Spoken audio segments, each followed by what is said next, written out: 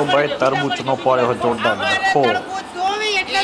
કશો વાંધો નહીં તમારા તરફનો ઝઘડો થાય અને હરીબાર થયા છે બરોબર નાકાયા તમે જો એ લે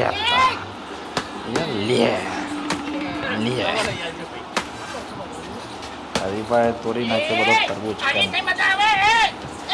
બરોબર નાકાયા થયા એ વાઘભાઈ જોરદાર